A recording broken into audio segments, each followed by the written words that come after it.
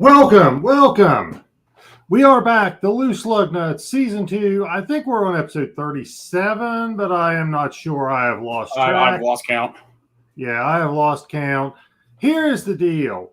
What happens in Vegas ends in Phoenix, okay? That's the theme of the show tonight. So, I am joined, as always, by my co-host, Zachary Brandevold, and Bama salt enthusiast, Aaron Simmons, who is clearly still celebrating the Vols' big win over Bama. So it was a good time for the third weekend in October if you're a Vols fan. So, Aaron, tell us just exactly how good are you doing this evening?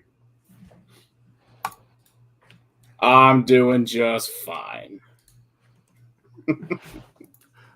I am doing very well for the first time in 16 years. So I got to ask a question. I know where you were on Saturday. You were glued to the TV watching that. Okay. Oh, damn right I was. Okay. But when that knuckleball field goal crosses the goalpost and you got the win, I know you were saying all your prayers you possibly could before that. But were you then in church on Sunday? Absolutely. Very sorry. Something like that. Yeah. Hang on. Sorry about that. Had Nick Saban calling to tell you to chill out. Yeah, probably was, but whatever. He can whine all he wants to. But oh yeah, I was saying every prayer and Hail Mary from this side of Mississippi all the way to California. I mean, and plus just congratulations, they were answered. And that was a knuckleball. I mean, that wasn't even a good kick. That was a knuckleball. There had to be a little bit of Holy Spirit in that ball to get it that far the way he hit it. For once, the football gods were on our side that day. For once. And if you saw the video from the back of the end zone, I mean, it was like a foot difference between where the ball crossed and the crossbar. Yeah. It was so close. But hey. 90 inches is good as a mile. So all right, yes, Zach, how are you this evening? I'm pretty good. Yeah, I was actually watching that field goal as well, and I originally thought they didn't make it. And I was like, oh man, Tennessee again. But it made it through, and I saw everyone cheering. I was like, there's no way they're gonna have to look at this again. But congratulations to all the Tennessee fans. Thank you for doing what most of the SEC could not do for a brief period of time. And hopefully this is a change of the guard of who's on top of the SEC for the future. But yeah, yep. I had a terrible weekend for football. Gators lost to LSU pretty terribly. Packers lost to the freaking Jets, and I lost in every single fantasy league. So I had a terrible weekend. So a weekend to forget. I'm ready to move on to this next weekend because I picked up some people I'm pretty excited about in fantasy. So anyway, that is my opening story. Okay. All right, well, let's get into the racing. We've had enough football, so let's get into the racing. We had two races this weekend. They were both at Las Vegas, the Xfinity race and the Cup race, of course. This was the first race in the round of 8, the first time anybody has got a chance to actually lock themselves into the championship four. In the Xfinity race, we had a little bit of ups and downs, a little bit of surprises, a lot of stuff going on. The race starts off, and actually a lot of this race was kind of like the whole Xfinity season. It's Junior Motorsports versus Ty Gibbs with a little bit of AJ Allmendinger sprinkled in. And that's kind of the way the whole Xfinity series has been going this year. Ty Gibbs comes out of the gate strong, wins stage 1 by a little over 5 seconds, I believe, absolutely walked away with it. Looked like he was going to be the dominant car all day. And all the playoff drivers, all of them get stage points in stage 1. So they all came out of the gate strong. First playoff driver to run into trouble was actually our eventual winner, Josh Berry, with a bad pit stop, and he has to start 16th when we get to stage 2. This race seemed like it was all about the starts and restarts in the first few laps after a restart. Noah Gragson doing Noah Gragson things takes it 3 wide on the restart of stage 2, and to the lead he goes. Ty Gibbs doing Ty Gibbs things, doesn't discriminate, and has contact with John Hunter Nemechek, his Toyota teammate for the race. So both those guys just kind of being who they are. But Noah Gragson leads every lap and wins stage 2. So it's looking like it's going to be another Noah Gragson versus Ty Gibbs show. But with about 40 to go, we have a caution. Landon Castle stays out on 2 tires. That jumbles everything up when we get to a restart. Josh Berry has been working his way through the field all day. They have it was 40 to go in this race. They had the caution. Josh Berry has a big run on AJ Allmendinger, who managed to grab the lead when Noah Gragson had a little contact with Landon Castle. Allmendinger tries to throw a little bit of a late block. Josh Berry says, I'm not lifting. This is a chance to go to the championship for. I'm not going to lift. He had such a big run. He hit the wall and still had enough momentum to pass Allmendinger. Usually you hit the wall, you're lucky if you can continue at all. Forget about keeping up your momentum. But he hits the wall and still passes Allmendinger for the lead. Once he's in clean air, he is gone. See you later. Josh Berry's off to victory. Allmendinger's day goes from bad to worse. He says the car has a vibration. His pit crew assures him the tires are on good. We've watched the video. We've seen the guys do it. The tires are on good. There's nothing wrong with your tires. Allmendinger says there is most definitely something wrong with my tires. Comes to pit road and has not 1, but 2 loose tires on the right side. I don't know what tape the guys were watching when they told him the tires weren't good. Maybe it was a tape from a different race. They weren't just wrong once. Both tires on the right side were loose and had to be replaced. Ruined Allmendinger's day. He comes out of there underneath the cut line with some serious work to do going into the last 2 races. Meanwhile, Josh Berry is the first driver to lock himself into the championship with a win at Vegas. So congratulations to Josh Berry. What do you guys think of that race? Let's start with you, Zach. Interesting race. Like I said, like you said, Josh Berry's move for the lead. I watched that highlight and I couldn't believe it. So, I liked it. And honestly, to me, it was a little bit less exciting than normal that we see out of the Xfinity series each week. And looking at the Cup race and the Xfinity race, I would say like maybe the Cup race had a little bit more action and passing involved, but overall, not bad, and excited to see how this changes up the aggression levels as we move towards the rest of the playoffs. It looks like we have lost our producer, Aaron. Ooh, that's not good. Oh, yeah, it is just you and I. And he's back. There he is. All right, Aaron, what about you? What do you have to say about the Xfinity race? Sorry about that, guys. I hit a button I wasn't supposed to. But yeah, I mean, really, the Xfinity race I thought was going to be between, Ty Gibbs, Allmendinger, and Gragson, pretty much your top 3 championship contenders throughout the rest of the season, throughout the season so far. But okay, well, it's going to be out between them. But then here goes Josh Berry out of freaking nowhere. And somehow, some way, they find something great in the car, and he's just rocket ship towards the win. So great job for him. Great job for Josh Berry. Especially after being re-signed by Junior Motorsports. That's got to be a great day for him. But yeah, I kind of overall thought it was lacking in excitement, which can be a good thing sometimes, especially when in the Cup Series it seems like a car breaks on you randomly every now and again.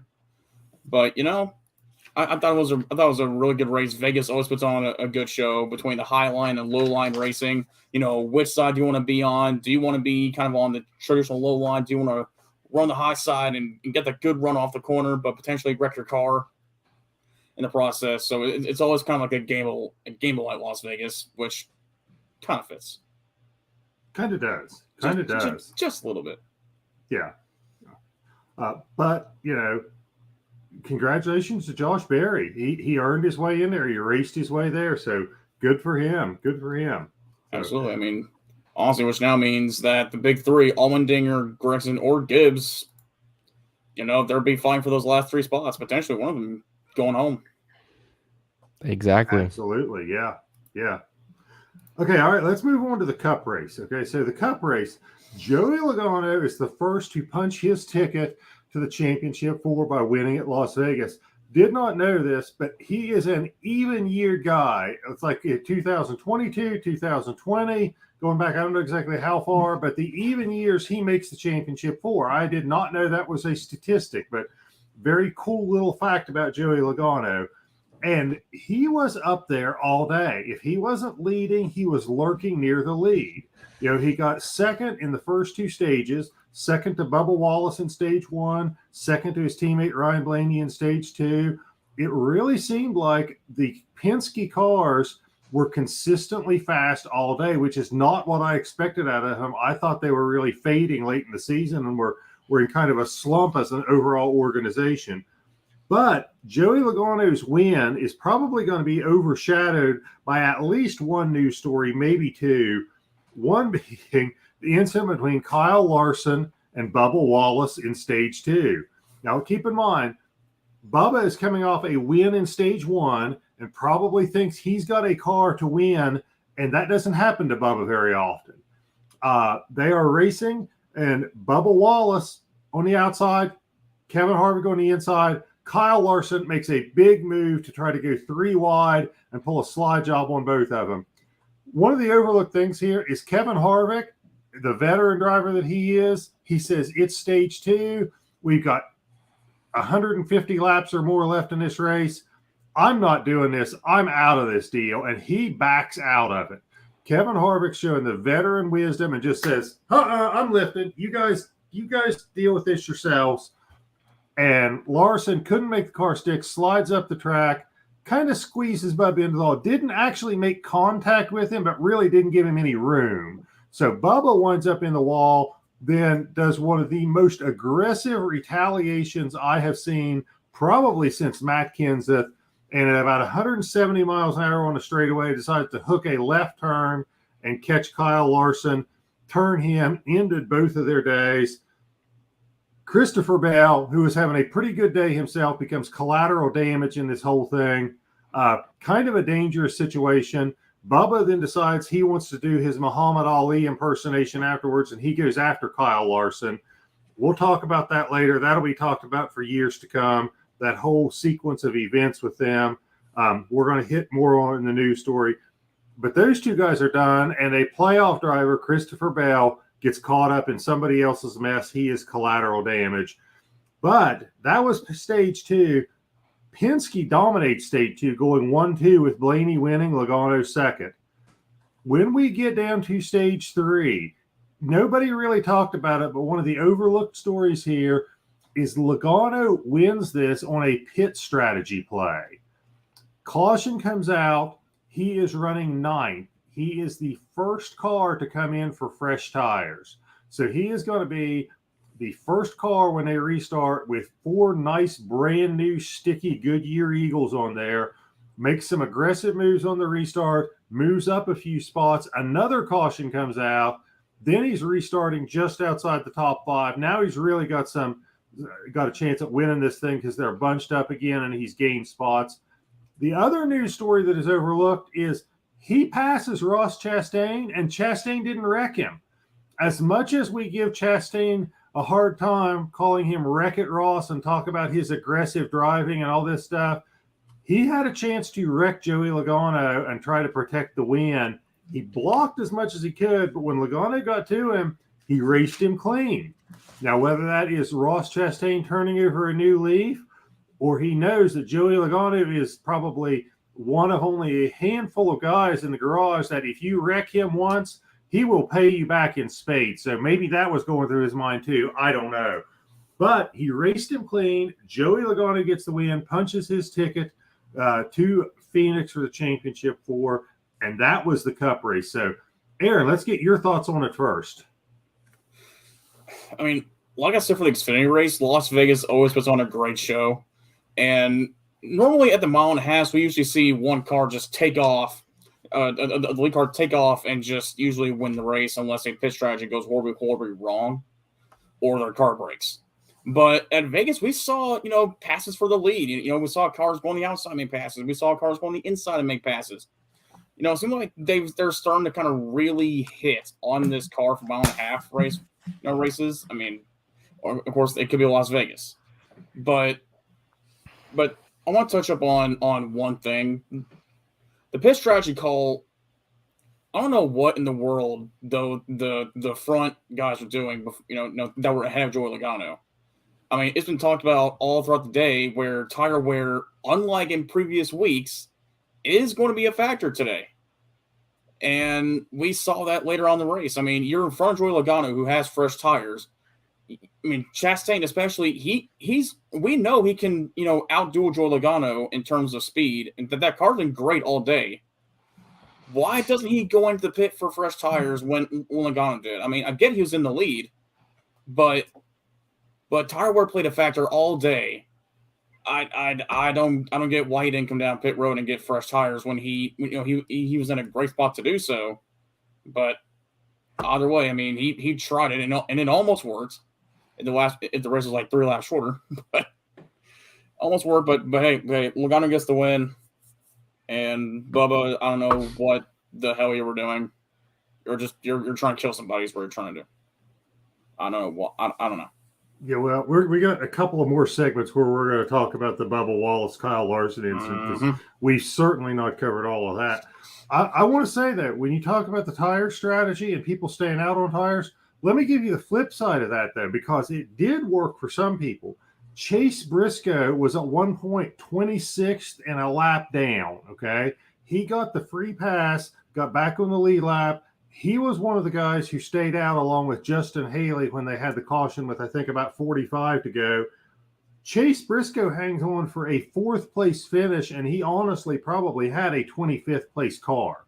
So I understand why some people would have wanted to come back in and wish that they hadn't.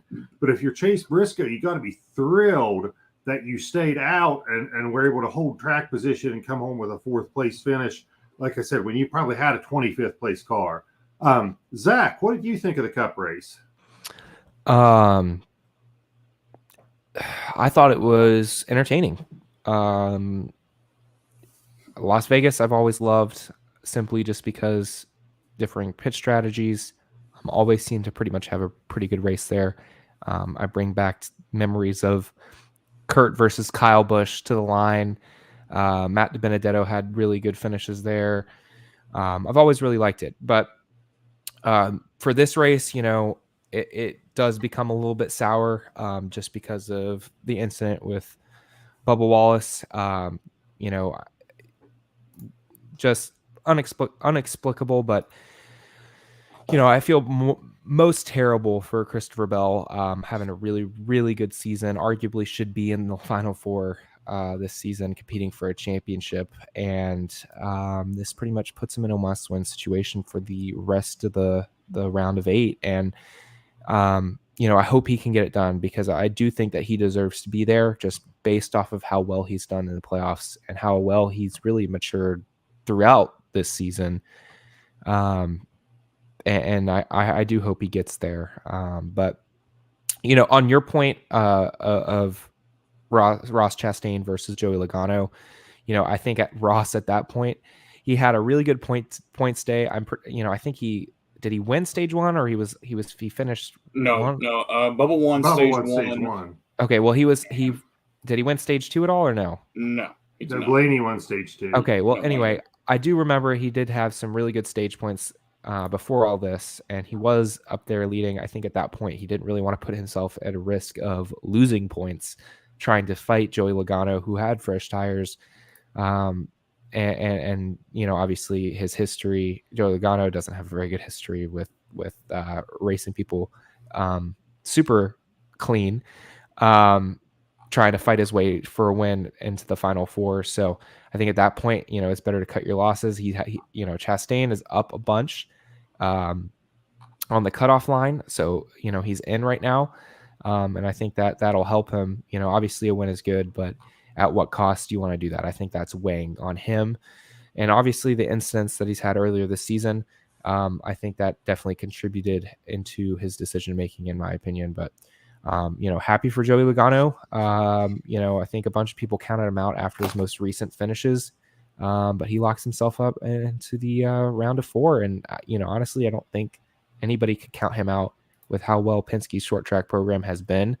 And he might very well get his second championship. He might. Absolutely might. He's got longer to prepare for Phoenix than anybody else, because they can start working on Phoenix right now. Everybody else has got to focus on the next 2 races. So let's get into the news stories. We got a bunch of them to cover. The first couple relate to the Bubba Wallace incident. Let's try to cover both those together. But take it away, Zach. Yeah, absolutely. So let's just talk about the incident first. We all know what happened at this point. Earlier yesterday, Bubba Wallace issued an apology for shoving Kyle Larson.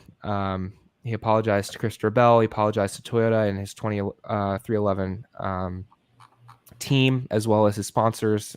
He said it's not, I want to apologize to NASCAR and the fans, along with Christopher Bell, Joe Gibbs Racing, and Toyota for putting them in a situation in the playoffs they do not deserve. My behavior does not align with the core values that are shared by 2311 and our partners who have played a crucial role and an incredible journey to the top of this great sport. So just that clip. But anyway, essentially he broke it down and said that, his passion got the best of him, and it turned into frustration. And upon reflecting, he wouldn't have done what he did. But anyway, following this, we just learned earlier today that he actually is suspended from Homestead Miami. This is somewhat of a, I wouldn't say a shock. I think a lot of people were calling for his suspension, but it's a little bit unprecedented as far as this goes. So NASCAR taking the decision to suspend him from Homestead Miami. What are you guys' thoughts on this? Aaron, let's start with you. Not really that surprised, to be honest with you. I mean, what Bubba did could have seriously injured and or ruined Kyle Larson's career. If it weren't for Christopher Bell just being there at the right time for Larson, wrong time for Bell. But if it weren't for him, kind of like deflecting Larson's rear bumper panel, Larson going tail first into the wall at probably about 130 miles an hour. And of course, we've already seen from Busch to Bowman to Cody Ware, this car is dangerous. You take one good lick in the wall, like so many others did this weekend in Vegas, and you're feeling it. You're feeling it for weeks, months on end. So Bubba, I'm sure think Bubba was just trying to damn near kill the guy over something that, yeah, it was a bad move by Larson, but Bubba, dude. So yeah, I'm not surprised that he got suspended. I'm kind of surprised he won't spend it for the rest of the year, but look, I mean, Bubba, I'll back you up, buddy. I mean, I love you as a Tennessee fan. Yourself and myself, I love you, man. You seem like a really good guy, but when you do crap like this, it's inexcusable. And I really hope you take that weekend off to really learn from your mistakes, like you said you were going to do, and kind of calm down a little bit, because you could have really hurt Larson that day. What about you, Tom? Yeah. First off, let's look at the apology. Notice that Kyle Larson is not named as one of the people he apologizes to. He apologizes to NASCAR and the fans, Christopher Bell, Joe Gibbs Racing, and Toyota. Not apologizing to Kyle Larson. But not Larson. Yeah. Apologize to everybody and their brother except Larson. Find that interesting. Regarding the suspension, Aaron hit the nail on the head. If you look at that, Kyle Larson was on a trajectory to back that car into the outside wall at a very similar angle to what we saw Alex Bowman and Kurt Busch hit that resulted in basically season-ending concussions for both of them. So it was extremely dangerous move. And I also thought to me, the reaction and how this whole thing played out, it was Kyle Larson showed a lot of class. Bubba showed a lot of trash. Okay.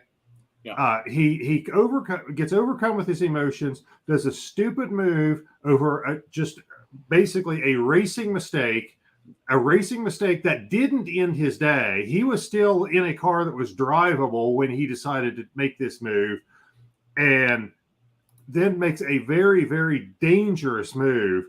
And what does Kyle Larson say when they interview him?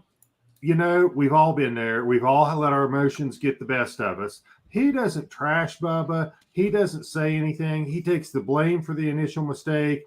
And he even shows a lot of grace towards Bubba by saying, you know, we've all let our emotions get the best of us at some point. I thought it was a very classy move by Kyle Larson. And I thought Bubba handled it in a very trashy manner, just to be honest.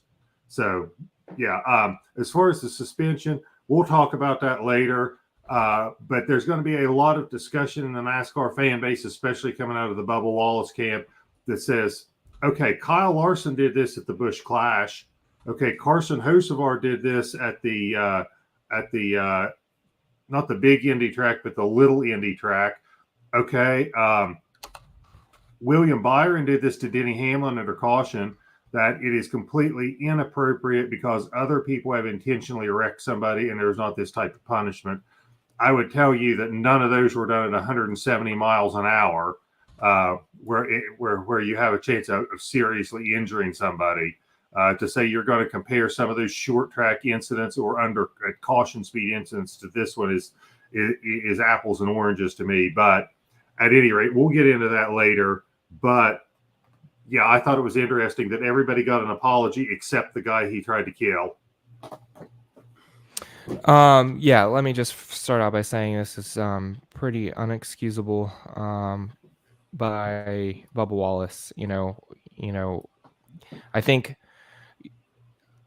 at least in my opinion, we saw a different Bubba Wallace in the beginning of the season, towards mid-season, and you know, these are the type of incidents that we have seen early on in his career kind of come back, and you know, stuff like this should not be done at a racetrack, period, across the board.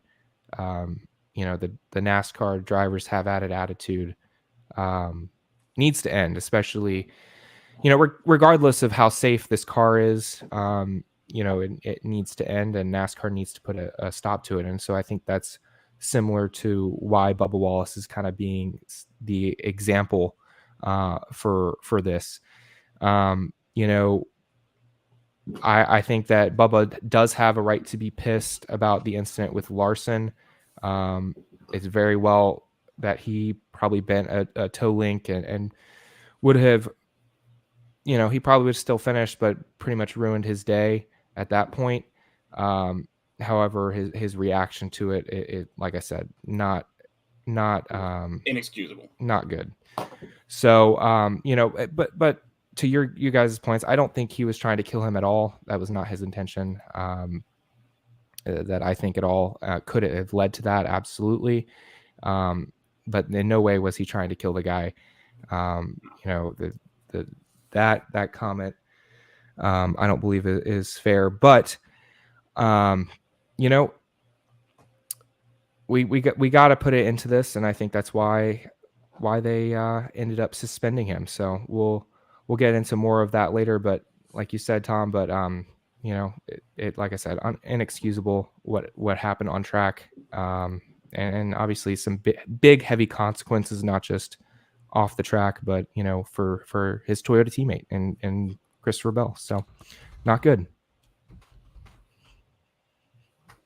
Yeah, and when I made that comment of trying to kill him, I was just exaggerating a little bit. I mean, I know we weren't trying to kill the guy, but we've all seen the injuries, we've all seen the incidents of Busch and Bowman. So it looked like it could have really ruined his career. Is all I was trying to say. Yeah. So I was exaggerating when I said that. Transferring into that kind of leaves a good segue. Kurt Busch announced that he will not compete full-time in NASCAR racing for 2023. So if he does do something, it's going to be a part-time or a one-off. He does not feel comfortable yet with his body and mind to return, so he will step away. That allows Tyler Reddick to step in the 45 for next season. What are you guys' thoughts on this, Tom? Let's start with you. It's going to be a shame not seeing Kurt Busch there. I was not a fan of young Kurt Busch. I thought young Kurt Busch was kind of a hothead, and I really didn't think much of him. But as he aged and matured, he took that same passion that he had as a younger driver, and he channeled it into a very likable personality and likable character. So I really became a Kurt Busch fan when he kind of became old Kurt Busch. He was a fun guy to root for. He was an exciting driver to watch. I'm going to miss seeing him at the track. I certainly hope that this is not the end for Kurt Busch, just because he proved he was still capable of winning.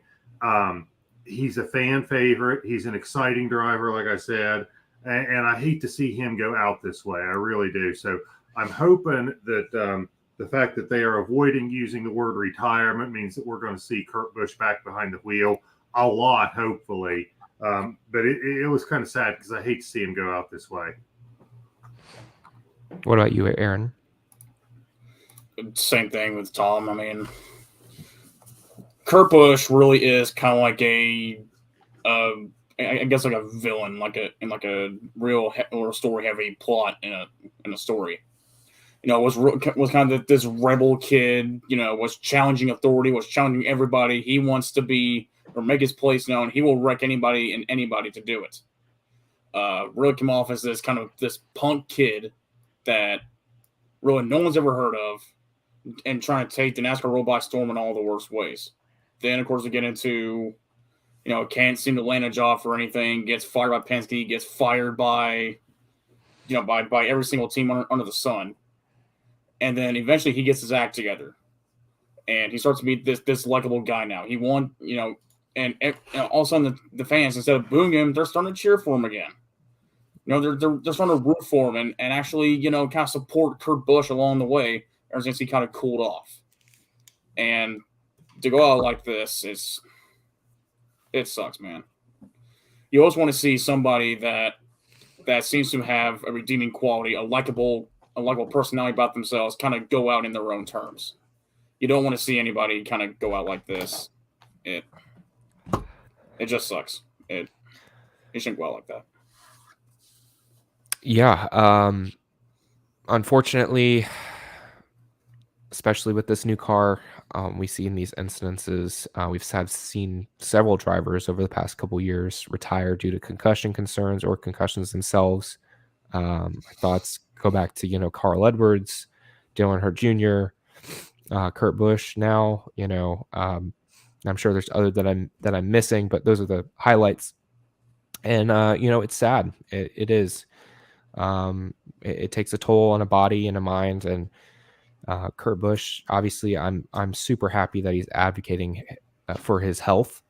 I think that's the most important thing here. And the fact that he's not leaving a return off the table, right? So I'm not saying it will happen, but he's not leaving a return off the table. Is I think the most important thing here.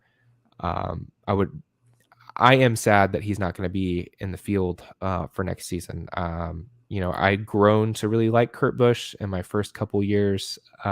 Starting out as a fan, I was a big Roush fan growing up, and I hated the guy even when he drove for us. And after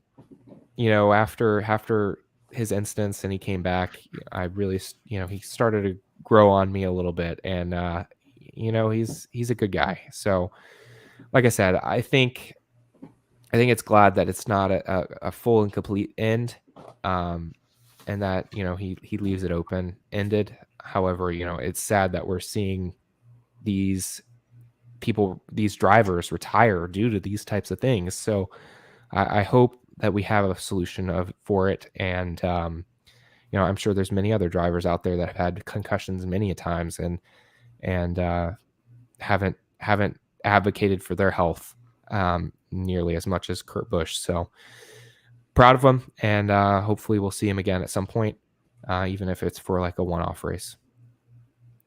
Yeah.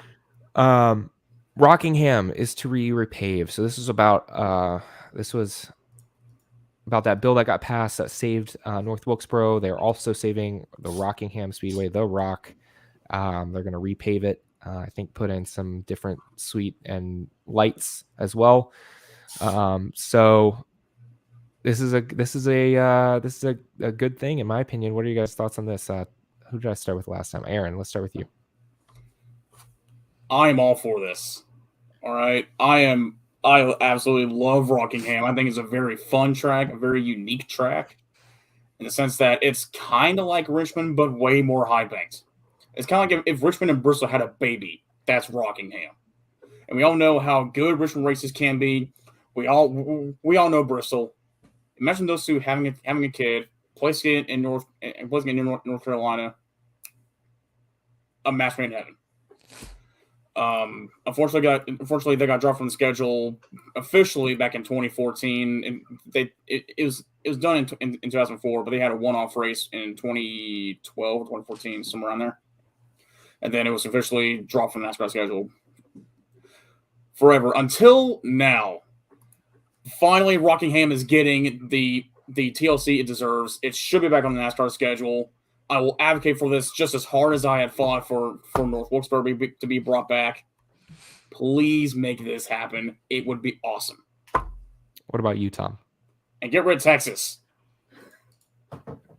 Yeah, I'd like to see it get back. I think we're going to run into a problem of so many tracks only have one date now that we're going to have a problem maybe squeezing Rockingham in. But maybe they run a Xfinity race or a Truck Series race there. What I would love to see is back in the day, the nickname for that place used to be Markingham because Mark Martin was so dominant there and won so many races. And especially with seeing Mark Martin driving his old Ford, was it a Ford Taurus, out around for the pace laps at Vegas. I'd love to see them reopen Rockingham and see Mark Martin come back and race there. I think that would be really cool. But I love these old tracks. I think those were some of the best racing or from an era when we had some of the best racing in NASCAR. So I'm thrilled to see them coming back. I will say I'm excited for it to come back. I am not excited for who's going to be doing the repaving. Apparently it's Sunmount Paving, who's done Texas Motor Speedway and Atlanta Motor Speedway recently. Oh, no. Are repaving it. So no. That makes me less excited about them repaving it. Why don't they just hire Motorsport Games to do it and get it over with? Yeah. I'd rather have the other company do it. I'd rather have them. So hopefully they do something different this time because they ruined Texas Motor Speedway in my opinion, and Atlanta had to be turned into a super speedway. So not good. Not they're 0 for 2 at this point. Moving right now, the 1 mile super speedway. Yeah. Oh god. Moving right along, Hendrick Motorsports names Blake Harris as crew chief for Alex Bowman. Blake Harris most recently has led Michael McDowell to his season best average of 16.4 average finish for Front Row Motorsports. Harris was a car chief for Truex before Front Row Motorsports. What are you guys' thoughts on this? Tom, let's start with you really quick. Corporate rating, that's what this is. If you're a big money organization like Hendrick Motorsports, you write a check for whatever you need. And if whatever you need is a person, you write a check for that too. This is corporate rating. There is no way Front Row Motorsports, I'm sure, can compete with the compensation that an organization like Hendrick Motorsports provides. So when they want somebody like that, you just write a check and you go get them, just like you get any other piece of equipment or piece of a puzzle to put together a winning organization. So this is corporate rating, and this is a perfect example of it. So, Aaron, what about you? I think it's a great hire for Hendrick Motorsports. We saw his progress with Michael McDowell in Front Row Motorsports and kind of how he had pushed McDowell into his best season probably in his career with NASCAR just last year than this year. So he definitely knows what he's doing behind the scenes of that team. And if you give him a bigger operation with Hendrick, oh boy, we could see a very powerful tandem wherever he lands up. For him and Bowman, this could be something big. Yeah, I think it's an elite pickup for. Excuse me. I think it's an elite pickup for Hendrick Motorsports. The fact that they're doing so well. The fact that they have experience with Toyota and Truex before, who won a championship. I don't know in the same span, but definitely a good get for Hendrick Motorsports, in my opinion. NASCAR changes rules on appeals hearing, so we're going to keep this short because it's just a little tidbit of information. Basically, apparently, I guess NASCAR amended the rules on the appeals to allow more people on both sides to present cases. It allows for multiple NASCAR officials to be present, on NASCAR's side. So, any thoughts on this, Tom? Yeah. NASCAR's tired of losing appeals, so they decide they're not losing anymore. They're going to bring more officials into the room when they're having an appeal. Yeah, funny how when people start winning the appeals hearing, NASCAR changes the rules. Yeah, they're tired of losing appeals, so they change the rules. That's how you play the game when you can set all the rules. So, yeah, not a surprise. This is how NASCAR does things. If you find a way to beat them at their game, they'll change the rules. What about you, Aaron? I believe that's called stack the jury. I believe that's what NASCAR's trying to do. Get the jury in their favor more. So, like as Tom says, they won't have to lose appeals anymore. Because, really, how else can you take this? NASCAR is tired of losing appeals. They're tired of being called wrong by everybody, and so now they're going to say, "Hey, well, we were right in doing this." Yeah, because they had guys in the fucking jury that will vote for you. So, that's all this is. Yeah, at this point, I think it is. They've lost some penalties that should have went through to the appeals through loopholes. So, and ultimately, I don't think that NASCAR has anybody to blame but themselves. And now they're trying to stop the bleeding, the hemorrhaging of the public opinion, especially over Byron's incident with Hamlin most recently. And they're trying to railroad. So, fix your issues, and then maybe you won't have loopholes. So that's my saying on that, and pretty ridiculous. But that's the news for this week. Okay. All right, we are up to who's hot and who's not. So, Aaron, let's start with you. Who you got for who's hot and who's not? All right, so for my who's hot, I'm going to give it to, I guess come next year, formerly known as the Candyman, Kyle Busch, for finally having a good week. It seemed like the last 6-7 weeks that guy could not buy any luck. From broken engines to getting involved in a wreck to blowing tires to getting involved in someone else's mess to just straight up having a bad week. It seemed like that guy could not buy a golden horseshoe for anything. But finally at Vegas, it looked like, through two incidents, one of which he blew a tire. I think one of which he blew a tire. He went off into the grass. Second off, the crew gets a loose tire, comes out, and is basically riding around three tires for about a quarter of the way around the track. And somehow he gets up into third place and gets the third place finish. So attaboy Kyle Busch for finally, I guess, shedding the bad luck, curse from you for at least a week. And for my who's not, I got to give it to College Racing for being complete idiots. Look, AJ Allmendinger has been doing this for over a decade now. When he says there's something wrong with the car, there's something wrong with the car. It wasn't his traditional like, hey man, this car sucks. It's really tight over here, or it's really loose. If he says there's something wrong with the car, there's something wrong with the car. Bring him in, check it out. I mean, when we have one lug nut or one loose tire, okay, that can be excusable. When we have 2 loose tires, that's on the crew. I mean, how do you screw up that bad? So, yeah, no, College Racing, I'm sorry, but you get who's not for this week from me. Yeah, telling them everything's fine when you got not 1 but 2 loose tires, not a good look for them. Zach, who you got for who's hot and who's not? As far as my who's hot, I'm going with Justin Haley. I know you just said College Racing for who's not, but the other College Racing driver, Justin Haley, has 2 top 5s, 2 top 10s, and 6 top 20s in the past 6 races. He's been on a hot streak as of late and has been a contender in some of these races recently. So this string of success is in stark contrast for how we started out the season. So I bet he would like to have the beginning of the season back based off of how he's done in these past 10 races or so.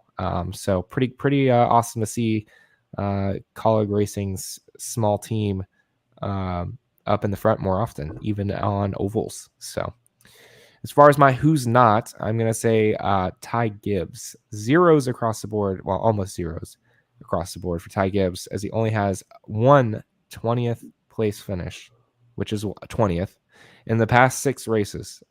He has the clear lead on the worst average finish with 28th in that span. I think only Harrison Burton is ahead of him as far as average finish by like 2.5 places. So not good. Maybe causing some doubts about maybe shifting him to the 18. Probably not, but who knows? Okay, wait a minute here. I got a problem here, okay? Justin Haley is your who's hot, okay? No, we're not talking Justin Haley on this show, okay? Justin Haley is on my blacklist in a major way for a very long time, okay? Where his name is not to be mentioned in this show, okay? I put a $20 bet on him to finish in the top 10, okay? He was running 9th and 10th place. And then they decide to stay out on old tires to try to win the race. You know what the crew chief says? We got to try it because we're a 10th place car. Guess what? A 10th place car was good enough for me. A 10th place car would have put $150 in my pocket. Okay? So Justin Haley is on my blacklist because that tire move, he got up front for a while, but he ultimately finished 14th. So we aren't even saying the name Justin Haley for about a month on this show, okay? Hey. Okay, Thomas. The 31 is a race-winning car, and those facts don't care about your feelings. No, he was a 10th place car, which would have been just fine with me. Winning. Hey, Tom. So what you're saying is, you're saying Haley should have came in for tires when he had the chance. Is that what you're saying? Yes. But earlier you said it almost worked for some people. I said it worked for Briscoe. I didn't say it worked for my guy. I said it worked for Briscoe. Huh. All right. Well, my who's hot. No, he had a 10th place car. Stick with it. Take 10th place. If you had 10th place That's car, all I then needed. you looking for Chase tires. Briscoe had a Boom. 25th place car. But a win's like a championship for them. 10th place would have been just as fine. Listen, Haley was not winning that race. Would you rather have a win or a championship? You had Logano, who was. I'd rather have $150. Chastain, who was faster. No, Haley was not winning, but he did do well. Also, right. Mike is asking Tom if you need a hug. No, I need $150 from Justin Haley. That's what I need. Okay, my who's hot and who's not. Eric Jones, top 10s in 4 of his last 7 races. They have followed up that win at Darlington with actually some surprisingly consistent good finishes. So I am thinking that team is headed the right direction. I think it's a good move that they got him signed for next year. But I've been very impressed with Eric Jones. So he is my who's hot. As far as my who's not, I hate to kick somebody while they're down, but I'm going with Chase Elliott. Went up 21st at the Roval, despite having the dominant car and leading most of the race, because we had that caution at the end, which wound up leading to a crazy restart where he got spun. But they just did not have any speed at Las Vegas from the time they unloaded that car and went out to practice till through qualifying. through the race. Chase Elliott just did not have any speed at Las Vegas, coming home with a 20th place finish. So not a good time to have back-to-back finishes of 21st and 20th.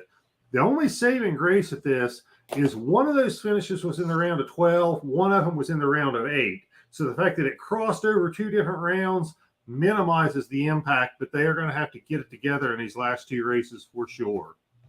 Yeah, and honestly, he's still 17 points above the cutoff line, going to tracks that have been good for Hendrick Motorsports in the past. So he could be fine even with that 21st place finish. So who knows? But hey, I said that before.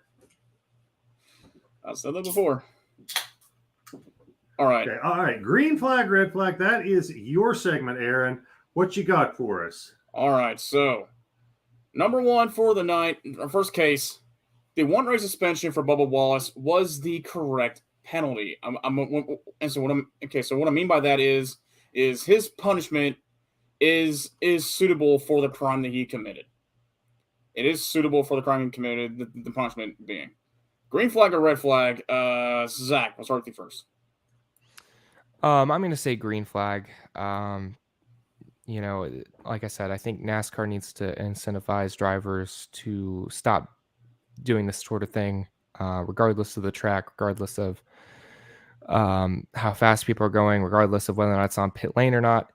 NASCAR needs to get a rein in on the retaliation across the board. To set an example with what happened with Bubba Wallace is the correct call. 1 race suspension. He kind of escalated things going over after the fact as well. A lot of people are arguing about the live track or not. It is the right call, and you gotta move forward. He has to deal with it, and hopefully, I think this will deter others from retaliation. It might. So, Tom, what say you?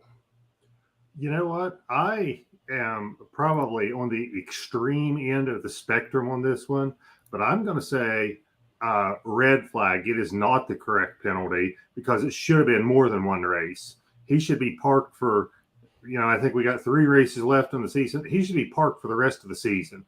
Park him for 3 or 4 races. This was something that with the cars that we have today and the way he did it and the way he set Kyle Larson up for potentially an extremely serious injury, knowing that is the angle that somebody's probably going to hit and that's the angle that's hurt people. No, I'm saying, drive that point home to him and everybody else and let them know that NASCAR will be just fine while you're sitting at home watching this thing. That I'm saying it's red flag. It should have been more severe. All right. So after hearing both arguments, I'll have to rule in favor of Tom here and say red flag. I think easily he should have been suspended for at least 2 races, if not the entire season, if not the rest of the season, because Larson literally got saved by the bell. If Bell was not there, Larson is going rear end first into the wall at over 130 miles an hour. Like I said, potentially could have very seriously injured him. But since Larson did not appear to be severely injured, I think that's kind of what lightened his sentence up. But if he was, Bubba should have been suspended for the rest of the season without question. And I think he should have been suspended for at least 2, at the most 3 races for that, because everyone knows how dangerous these cars are, especially the drivers. That was just a reckless move. I mean, if you look at it, this penalty is unprecedented for NASCAR. No driver, barring Kenseth, who is in a completely different scenario because his car was already completely torn up and he was several laps down and backed up to hit Joe Logano. No driver has been suspended, in my recollection, for retaliation on the track. When you look back to, I think it was 2012 when Carl Edwards turned, or 2010, excuse me, when Carl Edwards turned Brad Keselowski into the wall. Arguably, probably a worse wreck because it nearly killed the guy. He wasn't suspended. Ty Gibbs on pit lane earlier this season wasn't suspended. Arguably, you could consider that potentially worse because you're killing crew members.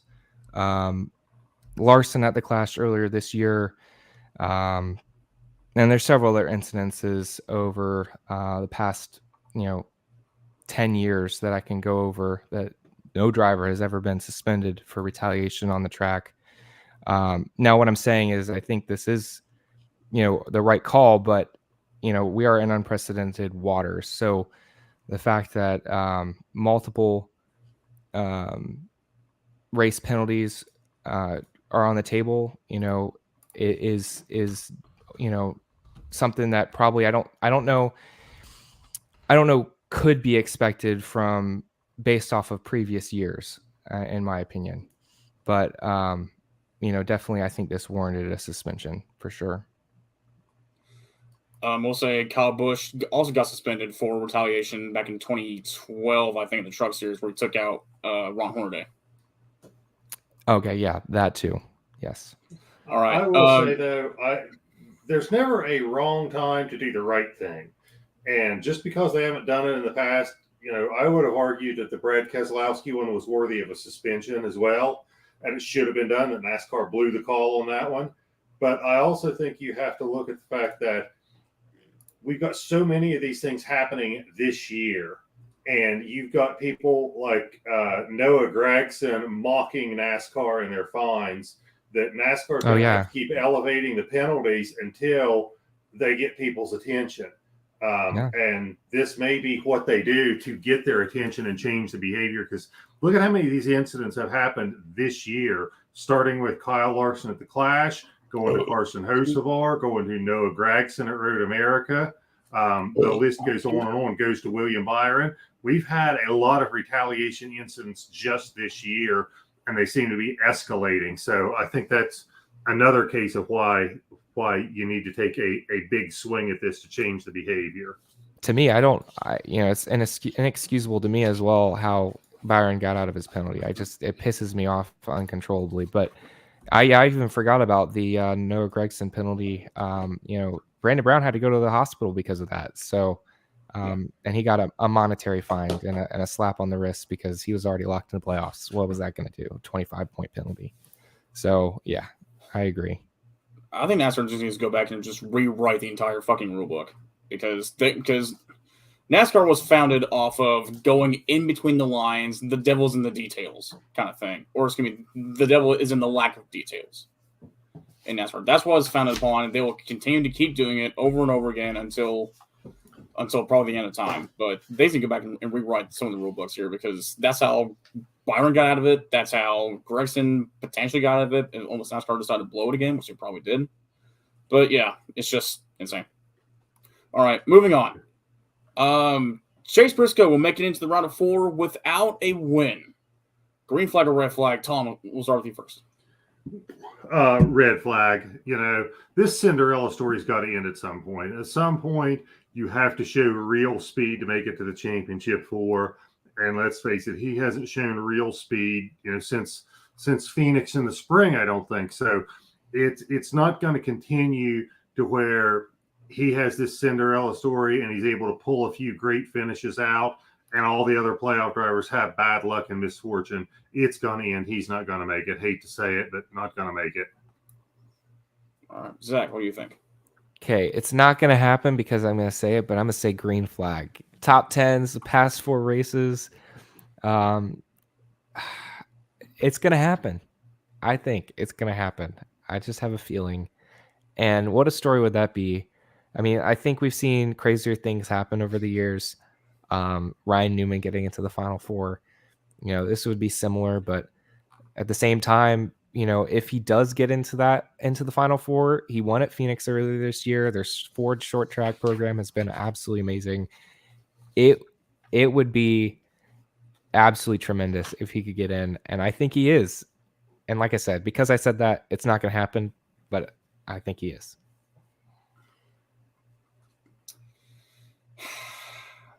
So,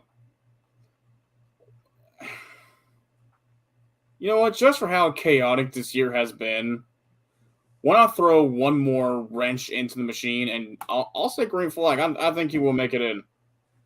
Just because of how just pure chaos this season has been.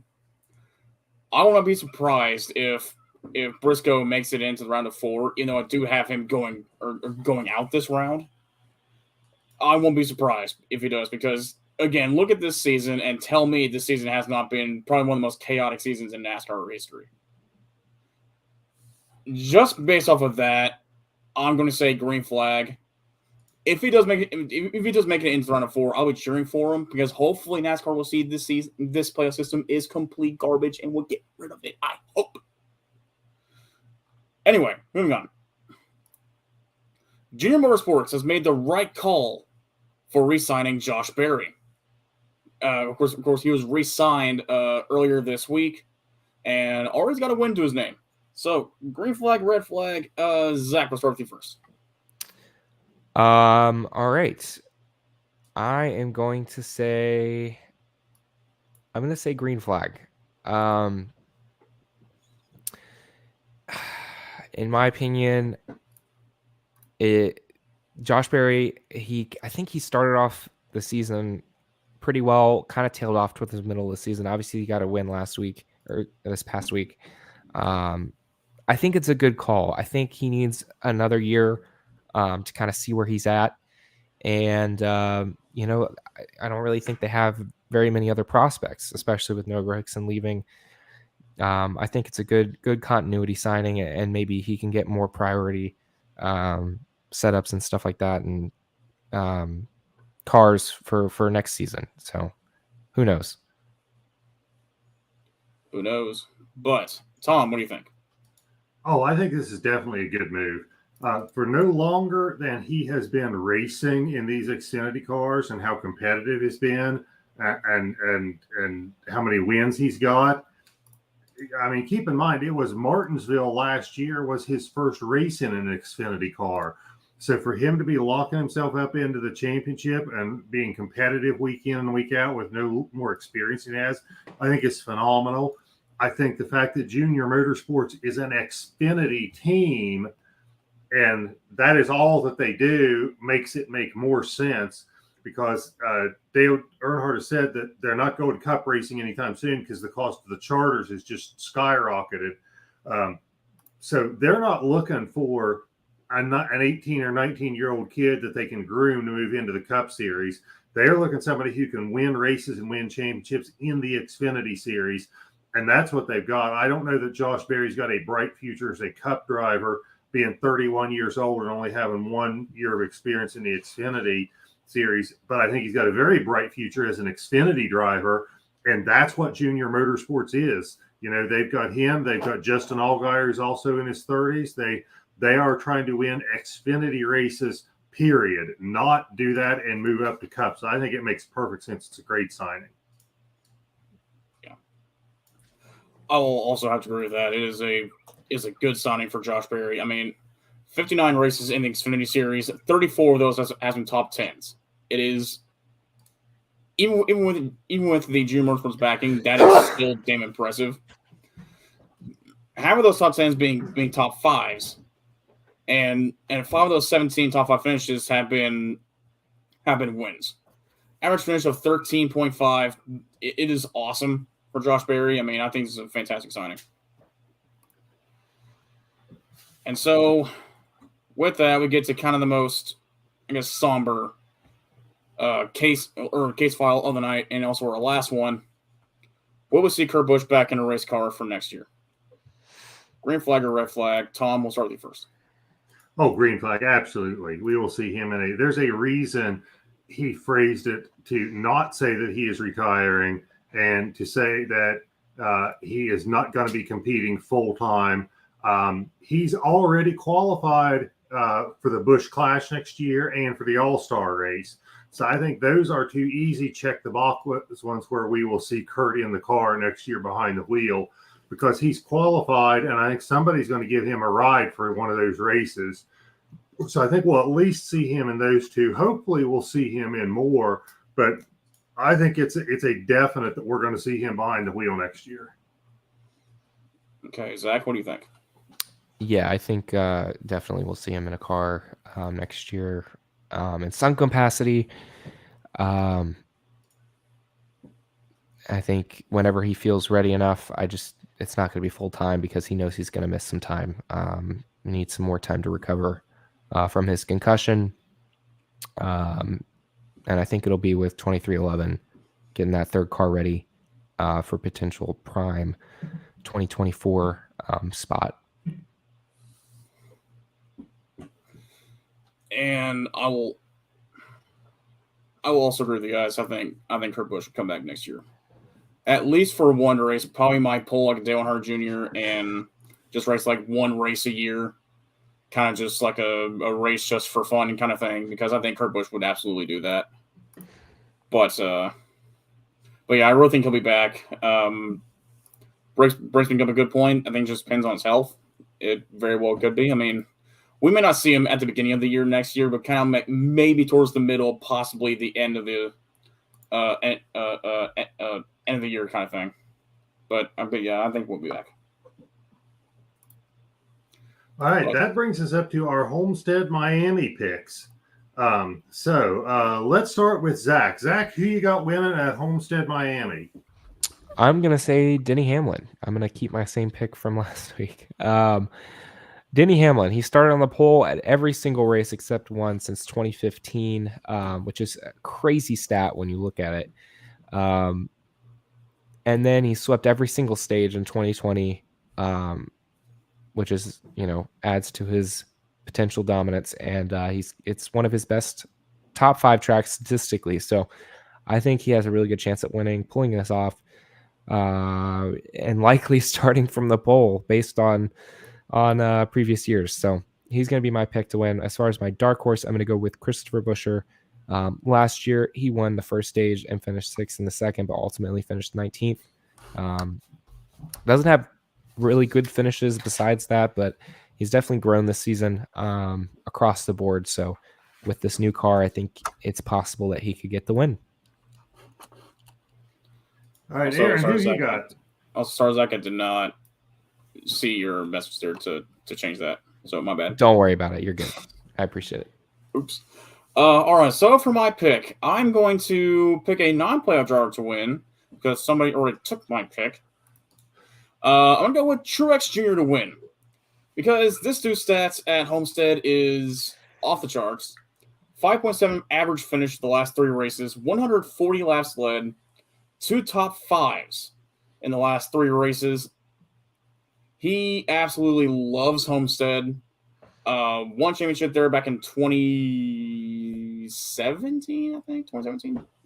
I'm getting my years mixed up. But anyway, I'm going with MTJ to win at Homestead. And for my dark horse, I'm going with Brad K again. Because also someone else took my dark horse. Tom, thanks. I'm going with Brad K because a 14.7 average finish, 48 laps led, 3 top 20s in the last 3 races. Not necessarily jumping off the charts good like Truex Jr., but hey, RFK has been getting quietly better over the last 3 races, especially with that win over at Bristol. I just have a gut feeling about Brad K doing somewhat well there. He has not proven me wrong, completely wrong yet. So I'm going on the Brad K hype. Okay. All right. Now, I'm going to tell you, I got Tyler Reddick. You want to talk about off the chart stats, okay? As Darrell Waltrip would say, Tyler Reddick, he owns this joint, okay? Let's go back to his Xfinity days, 2018 and 19, 2 consecutive wins at Homestead. 2021. Now remember, Tyler Reddick was not the guy that Tyler Reddick that we see today. He was not the Tyler Reddick that is running up front and winning races. In 2021, RCR was still very much a second-tier team that nobody paid any attention to, and he ran second there in 2021 and 4th in 2020, his rookie year. So you look at 4 years, 2 in Xfinity, 2 in Cup, 2 wins, finished no worse than 4th in probably what at the time was subpar equipment in the Cup Series. So I'm going Tyler Reddick is going to rip it around the high side and bring home the win. My dark horse is going to be his RCR teammate, Austin Dillon. Average finish of 9.5 over the last 4 races at Homestead, including 2 top 10s, and has not finished worse than 12th. So I'm putting all my money on the RCR horses this weekend. I was going to pick Austin Dillon for my dark horse, and I was going to pick Reddick, but you took them both. Well, I beat you in there. I've been waiting to pick Reddick. Ever since last year, I've been waiting to pick Reddick because I knew how strong he was when in the Xfinity cars last year, and then he backed it up with a 2nd place last year. And really, he was running down the leader at the end. He just ran out of laps. But yeah, that brings us up to our white flag. Everybody gets to make their parting comments, guys. So anybody want to go first? I guess I can go first. Man, next year is going to be a year without Kurt Busch, full time at least. Think about Kurt Busch for a second. He was the last driver in the current field that's ran full time that ran with Dale Earnhardt. He was the last one, and Earnhardt flipped him off in that race too. So just think about how long Kurt Busch's career has been in NASCAR. That's a tough pill to swallow. Yeah, it's going to be very different not having Kurt Busch in the field. Zach, you got anything you want to say? So Ty Dillon was announced to drive for the Spire 77 car next season, and I just want to know how in the hell does this guy keep getting rides? I loved him when he drove the 13 Germain Racing car, but it's beyond me that he has driven the way he has this season. He's 5 points behind Kurt Busch, and he's missed 13 more races.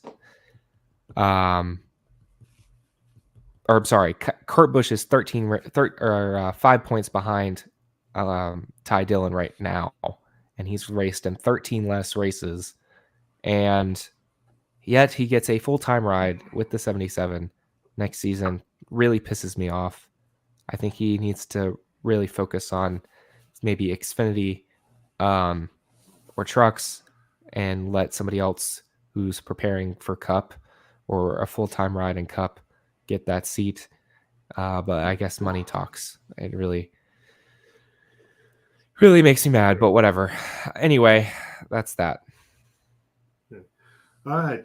My parting comment is that I have got to do I'm doing co-hosting a presentation tomorrow with an attorney that is a colleague of mine for work in front of a whole boatload of potential clients. So if you guys could keep me in your thoughts and prayers and wish me good luck that this presentation goes well tomorrow and we impress some of these people, and a few of them give me a call and want to hire me as their consultant, I would greatly appreciate it. So big presentation tomorrow. Think I'm ready for it, but still a little bit antsy, a little bit nervous. All right. Yeah, so it's on. Best of luck to you, man. All right. I think that's all we got. I think we are done for the night. Thank you guys for playing along, and we will catch you all next Tuesday. Absolutely, guys. And remember, go Wild.